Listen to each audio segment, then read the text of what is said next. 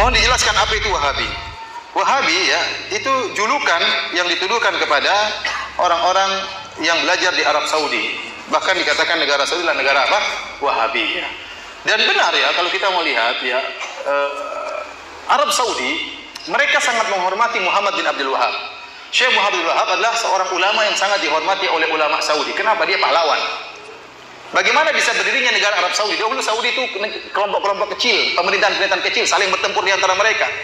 Muncullah Syekh Muhammad bin Abdul Wahab bekerja sama dengan Al-Imam Muhammad bin Saud, bekerja sama, maka berdirilah negara Arab Saudi, kemudian disatukan seluruhnya. Makanya Muhammad bin Abdul Wahab di mata orang Saudi seperti tuanku Imam Bonjol di mata orang Indonesia. Artinya wajar jika mereka menghormati, karena pahlawan, bukan cuma sekedar ulama tapi juga apa? Pahlawan yang dengan jasa dia berilah kerajaan Arab Saudi. Namun orang-orang Saudi tidak ada yang fanatik sama Muhammad bin Wahab kalau saleh tidak diikuti. Dia adalah ulama bermadzhab Hambali sebagaimana ulama-ulama yang lain. Kita pun di Arab Saudi tidak fanatik dengan, saya belajar di Universitas Madinah, saya tidak fanatik dengan Muhammad bin Wahab. Oleh karenanya kita pun belajar di sana fikih 4 mazhab. Kita tidak belajar mazhab Hambali. Padahal Saudi bermadzhab apa? Hambali. Dan banyak guru-guru kita dari ulama Saudi yang mengatakan pendapat masalah ini lebih kuat mazhab Syafi'i. Masalah lebih kuat mazhab apa? Maliki. Tidak ada fanatik sama sekali. Meskipun mereka bermadzhab apa? Hambali. Adapun orang-orang yang hasad kepada kerajaan Arab Saudi, dan banyak yang hasad, terutama orang-orang Syiah sangat hasad kepada kerajaan Arab Saudi. Kita bilang Arab Saudi dengan penuh kekurangannya, namun dia adalah negara yang terbaik yang ada sekarang. Syariat Islam ditegakkan, meskipun tidak sempurna, pasti ada kekurangan. Assalamualaikum warahmatullahi wabarakatuh. Alhamdulillah, salatu wassalamu ala rasulillah, ma ba'd. Kaum muslimin yang dirahmati Allah subhanahu wa ta'ala, cuplikan yang sudah kita simak di awal tadi menjadi sedikit gambaran bahwa gelar atau sebutan Wahabi itu adalah gelar yang dibuat untuk orang-orang yang mengikuti dakwah Syekh Muhammad bin Abdul Wahab. Akan tetapi, pada hakikatnya sebutan Wahabi itu adalah sebutan untuk kelompok Ahlus Sunnah wal Jamaah yang sesungguhnya, di mana mereka benar-benar berusaha menegakkan tauhid, menegakkan sunnah, menegakkan syariat Islam ini semaksimal mungkin, dimulai dari diri sendiri. Di mana mereka adalah orang-orang yang berusaha untuk memurnikan agama Islam ini dari segala bentuk kemaksiatan, terutama dari segala bentuk kesyirikan,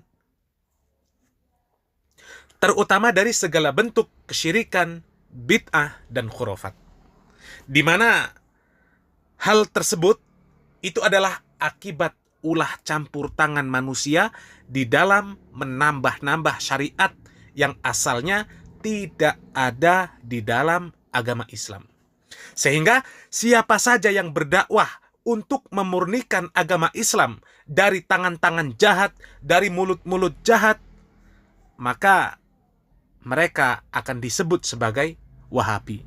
Meskipun mereka tidak pernah merujuk kepada panduan-panduan, buku-buku, kitab-kitab yang ditulis oleh Syekh Muhammad bin Abdul Wahab. Sebagai contoh, permasalahan yang sedang hangat, 31 daftar nama yang disebar dan disebut sebagai orang-orang Wahabi di Perlis, Malaysia. Banyak dari mereka yang tidak pernah menukil dan tidak pernah membaca kitab-kitab Syekh Muhammad bin Abdul Wahab. Bahkan di antara nama yang ada di dalam daftar tersebut, beliau mengaku disebut sebagai Wahabi sejak dulu. Bahkan sejak beliau belum mengenal nama Syekh Muhammad bin Abdul Wahab. Itulah kejanggalan-kejanggalan yang dibuat oleh orang-orang yang jahil. Beliau, Dr. Maza, disebut sebagai Wahabi sejak beliau belum mendengar nama Syekh Muhammad bin Abdul Wahab. Tentu logika orang yang waras, logika orang yang sehat tidak akan bisa menerima hal yang seperti ini. Beberapa orang pembicara cakap banyak sangat perkataan Wahabi hari ini. Seingat saya lah, tauhid rububiyah, uluhiyah, asma dan sifat lama lah. Masa saya di sekolah lagi ada dah buku Presiden PAS sekarang, yang berhormat Tan Sri Ustaz Abdul Hadi Awang. Memang itu tauhid yang dia bahas dulu lagi berapa puluh tahun. Kemudian dimasukkan ke sekolah-sekolah. Tiba-tiba apabila timbul gerakan puak-puak ni, dia kata punca tauhid ni lah kerana menyatakan Allah itu yang pertama yang menciptakan segala-galanya, Tuhan mencipta segala-galanya. Kedua, Allah hanya Tuhan yang berhak disembah. Yang ketiga, asma dan sifatnya. Ini punca menjadi pengganas. Kok mana kita tak faham? Berapa puluh tahun belajar ambil SPM, kau tidak ada ganas habislah negara ni. Tiba-tiba bila mari pertelengkahan ini, tiba-tiba ni jadi tauhid Wahabi. Artinya berapa puluh lama Malaysia Wahabi. Daripada mula dengan gerakan Islam ataupun parti-parti yang dikaitkan dengan Islam, dan kemudian kepada pendidikan dalam negara. Masa saya sekolah rendah menengah, sekali-sekala dengar perkataan Wahabi ni. Saya pergi ke pondok sampai SPM, mungkin sebagian orang pondok dengar dia, dia tu pun dia pergi pondok. Lepas itu saya ikuti kuliah pengajian Tuan Guru ni Abdul Aziz di Dewan Zulkifli. Masa saya dengar banyak, masa itu saya dengar banyak perkataan Wahabi ni. Tuan Guru ni Aziz, dia berkata Ustaz ni Aziz Wahabi. Dan isu yang antara isu yang dibangkitkan ialah isu sifat 20 dan isu makan tupai. Orang Kelantan mungkin tahulah isu tu. Tok Guru Aziz sedang mengkritik tentang pengajian sifat 20 dan menyebut boleh makan tupai. Jadi terkejut geng-geng yang tak mau makan lah. Jadi saya hadir, dia ada kuliah. Masa tahun saya hadir tu, kuliahnya di tafsir surah Yusuf. Dan saya lihat fikrah dia di dalam memudahkan. Dan memang ada bunyi kuat. Masa tu dia belum menjadi menteri besar, mengkritik aliran lama. Dan saya dengar juga siapa baca kitab fiqh sunnah Wahabi. Dan Tok Guru ni Aziz, dia baca. Apabila saya balik ke Malaysia, saya balik antara semangat yang saya bawa mempertikaikan riwayat-riwayat Israeliat, cerita-cerita yang kartun yang dikaitkan dengan tafsir. Masa tu balik umur 25, muda lagi lah, segak lah sikit berdalak. Segak ya? Boleh. Dan saya mempelajari beberapa pengajaran. Apabila saya balik dan mula bercakap tentang Israeliat dan bahaya Israeliat jika diterima semuanya tanpa penelitian, akan mensasarkan fahaman kita tentang Quran. Yang pertama saya dengar ada ustaz kampung saya kata, dia tu balik negeri Arab anti hadis. Kemudian saya baca kitab Al-Fiqhul Manhaji ala madhab Al-Imam Syafi'i. Fiqh manhaji di atas mazhab Imam Syafi'i. Di dalam tu ada bab kenduri arwah. Tak boleh kenduri arwah. Dan kitab Jawi juga kata tak boleh kenduri arwah. Ketika itu saya dengar dia kata Ustaz Asri Wahabi. Oh, mula saya berkenalan dengan gelaran kewahabian ini. Lebih dahsyat lagi, mereka kata dia pergi kata Imam Syafi'i itu dia tak panggil Al-Imam Syafi'i, dia panggil budak Syafi'i. Saya duk heran, kok mana masa bila aku panggil Imam Syafi'i budak Syafi'i? Rupanya saya pernah cerita, semasa Imam Syafi'i masih budak lagi, dia berjumpa dengan Imam Malik.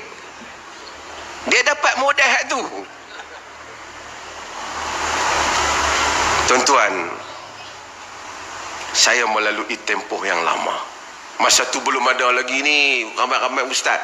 Kalau buat perkampungan sunnah, tinggal saya seorang dengan beberapa ustaz lagi lah. Sebab tu dalam perjuangan ni, bukan kesakitan itu semestinya datang daripada orang pukul kita. Sebab tu Quran kata, qad na'lamu innahu la yahzunuka alladhi yaqulun. Kami tahu sesungguhnya menduka citakan engkau apa yang mereka kata. Buku saya yang pertama, Hukum Kenduri Arwah. Memang cari pasal. Saya kumpul kaul semua dalam mazhab Syafi'i. Tetap Wahabi. Kaum muslimin yang dirahmati Allah Subhanahu wa taala, beliau adalah Ustadz Dr. Muhammad Asri bin Zainul Abidin, atau lebih dikenal dengan nama Ustadz Dr. Maza. Di dalam video beliau sangat jelas bahwa beliau yang belum pernah membaca dan belum pernah mempelajari kitab Syekh Muhammad bin Abdul Wahab. Bahkan beliau ketika berdakwah membacakan buku-buku atau kitab-kitab Al-Imam Asy-Syafi'i. Karena mayoritas bangsa Melayu ini mengaku bermazhab Syafi'i. Akan tetapi membaca kitab Imam Asy-Syafi'i pun beliau disebut sebagai Wahabi. Bahkan gelar Wahabi pertama kali beliau dapatkan karena membaca dan menjelaskan isi kitab fikih sunnah karya Al-Imam Asy-Syafi'i. Mengapa begitu? Karena beliau menyampaikan apa yang dikatakan oleh Al-Imam Asy-Syafi'i, bahwasanya kenduri arwah, selamatan kematian, atau tahlilan itu dilarang di mazhab Syafi'i. Akan tetapi kemudian yang mengaku bermazhab Syafi'i kemudian mengatakan itu adalah perkara yang disunnahkan. Dan yang mengikuti perkataan atau pendapat Al-Imam Asy-Syafi'i maka disebut sebagai Wahabi. Maka logika orang yang sehat tidak akan bisa menerima hal yang seperti ini. Sebenarnya sebutan Wahabi itu adalah berasal dari mereka yang menyelisihi Al-Quran dan Sunnah. Siapapun yang menegakkan agama ini sesuai dengan Al-Quran dan Sunnah maka akan disebut dengan sebutan Wahabi. Akan tetapi kemudian mereka memframing, memberikan kesan-kesan buruk kepada orang-orang yang disebut Wahabi. Seperti yang disebutkan oleh Ustadz Dr. Maza, bahwa ketika menjelaskan landasan tauhid rububiyah, uluhiyah, asma wa sifat, maka disebut sebagai Wahabi.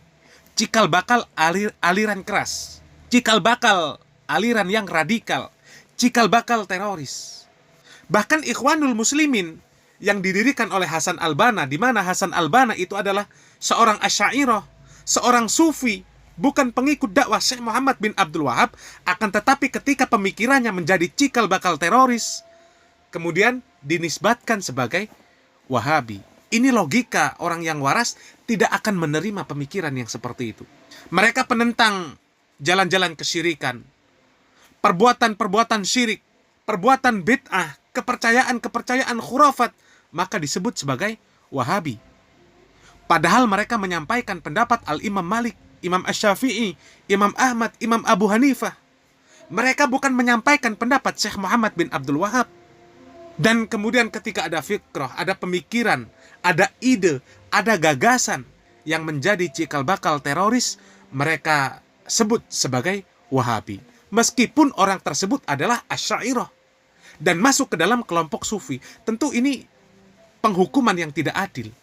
Ditambah lagi dengan bumbu-bumbu fitnah dari tokoh-tokoh agama yang begitu banyak. Dikatakan Wahabi anti mazhab, anti hadis, anti ulama, dan sebagainya. Penghukuman-penghukuman, tuduhan-tuduhan yang seperti itu akan dipercaya oleh orang-orang yang jumud, orang-orang yang miskin ilmu, orang-orang yang tertutup, orang-orang yang tidak mau membuka diri dan kemudian menerima kebenaran. Yang akhirnya mereka terprovokasi dan terjadilah penolakan-penolakan majelis ta'lim, penolakan kajian, pembubaran kajian yang diadakan oleh orang-orang yang mereka sebut sebagai Wahabi. tanpa mereka tahu apa yang sebenarnya didakwahkan oleh para ustadz yang mereka sebut sebagai Wahabi. Bahkan Dr. Maza pun bercerita bahwa beliau pun pernah mengalami hal-hal yang seperti itu. Dituduh Wahabi, dicekal, tidak boleh berceramah dan sebagainya. Padahal beliau sendiri tidak pernah menyampaikan isi dari kitab Syekh Muhammad bin Abdul Wahab. Dan sama persis dengan kejadian-kejadian yang dialami oleh para da'i Ahlus Sunnah wal Jamaah yang disebut Wahabi di negeri ini. Kaum muslimin yang dirahmati Allah Subhanahu wa taala, video dari Ustadz Dr. Maza itu bisa Anda simak di dalam versi fullnya di dalam link yang sudah kami sertakan di kolom deskripsi. Semoga apa yang kami sampaikan bermanfaat. Barakallahu fikum. Wassalamualaikum warahmatullahi wabarakatuh.